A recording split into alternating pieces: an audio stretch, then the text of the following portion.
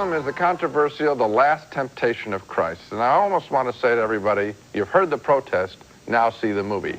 Because it is quite extraordinary. A film that truly generated a religious experience within me, portraying a more human Jesus, one who trembles at God's calling, and yet manages, to his own amazement, at times, to spread the message of love, as in this scene where he speaks up for the right of the prostitute Mary Magdalene to attend a wedding.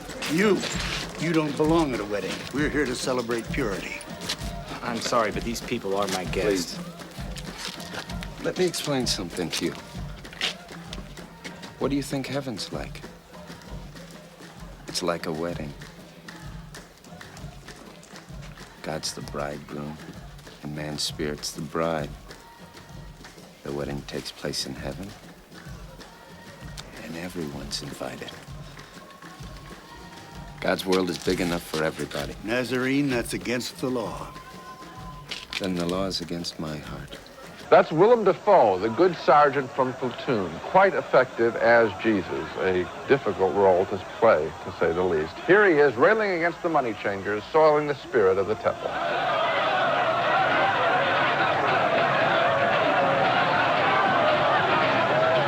That coin image stays in our mind. What is money really worth? As does the simple image of Jesus carrying the cross.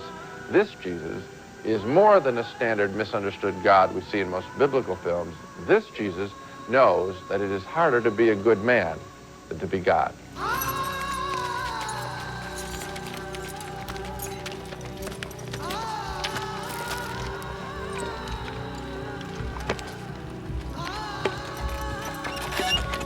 The Last Temptation of Christ was masterfully directed by Martin Scorsese from Paul Schrader's script of the equally controversial novel by Nikos Kazantzakis, who came up with the idea of accenting the human, doubting quality of Jesus. The effect, at least on me, was not to trash Jesus, but rather to make his message more accessible.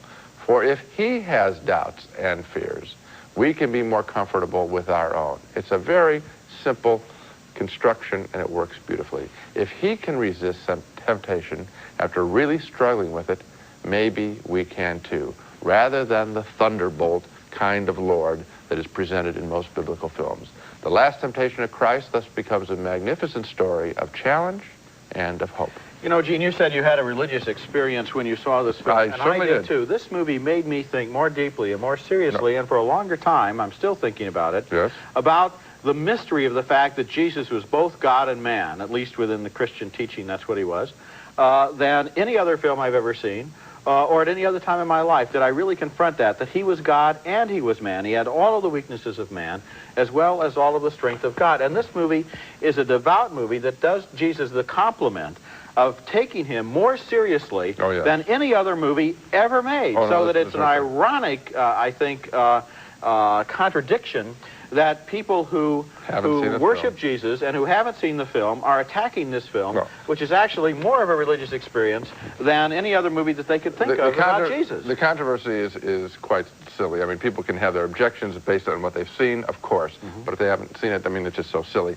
If God had wanted, God had a lot of choices in terms of sending his word down to man. He could have sent us all a letter in the mail, you know, or telepathically informed us of everything. He sent his son because he wanted to do that as a symbol, as a story that we could then read and learn from in terms of the fact that he so loved man that he made his only begotten son into a man. So therefore, that kind of story is a story that needs to be retold and reinterpreted for every generation in terms of the symbolism that God was trying to put into it. That's why this movie is so valid. This is a special film. It's a good movie.